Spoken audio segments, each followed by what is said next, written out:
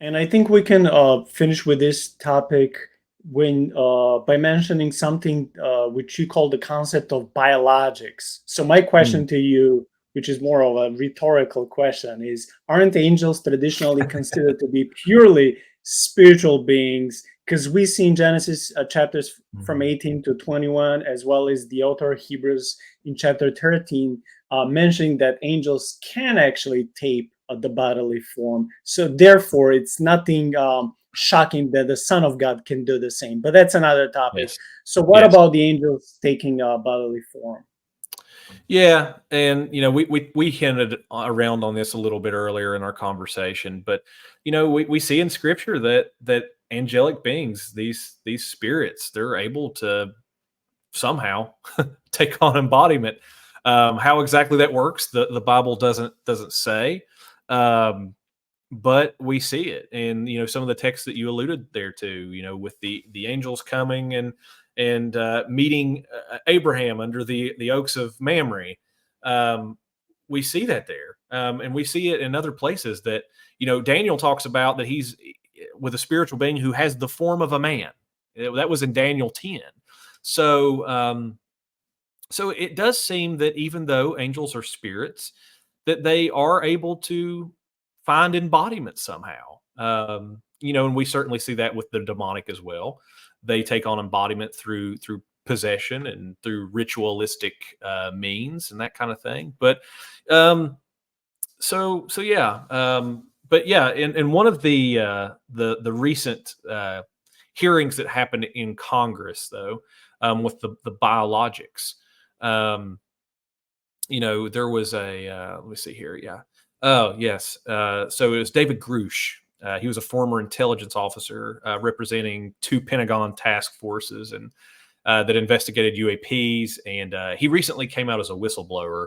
And under oath here in the past month or so, he actually imparted to the House Oversight Committee's National Security Subcommittee a staggering revelation, and that was that there has been an ongoing multiple decade UAP crash retrieval and reverse engineering program.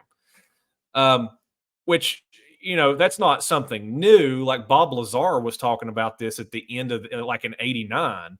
He was talking about working at I think it was S4. Um, he was talking about that he worked there, and it was reverse engineering, alien craft.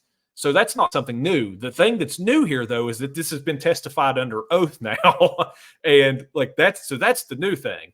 Um, but he said one of the things that he said though was, in addition, he conveyed that he had personally interacted with off officials privy to craft with non-human origins that revealed that biologics had been retrieved by some of these vehicles. Now, he doesn't go into any kind of depth about what exactly he means by biologics. That he doesn't say if that's bodies.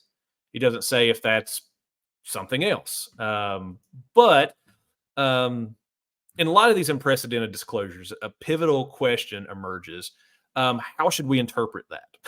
Like, especially in light of the claims that I am making about these being spiritual beings. So Keel offered an interesting perspective, and you alluded to this earlier. You talked about this earlier. He said that there was no evidence that UFOs are extraterrestrial or interplanetary in nature. All the substances and hardware alleged to have come from UFOs have been composed of earthly material. And Dr. Heiser also said that as well. So Heiser noted that UFO descriptions evolve over time with technological change. He says that's one good reason to conclude that we aren't dealing with alien visitors. Think about it. If aliens were really visiting the planet during the last 100 years, would their craft really evolve from propeller powered dirigibles to anti gravity? Wouldn't they have had the latter already?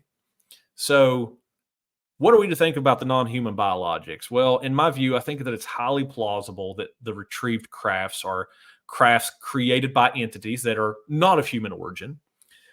But I'm convinced there's reason to believe that the non-human biologics that have been obtained are, you know, that they there's a compelling case to be made that the non-human entities responsible for this, or the sons of God, and perhaps it's a one of these bodies that they've sought embodiment in, or there.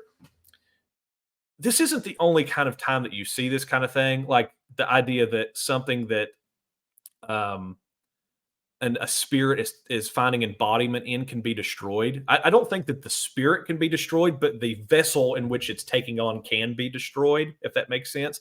So, for example, you see this with haunted objects, with cursed objects.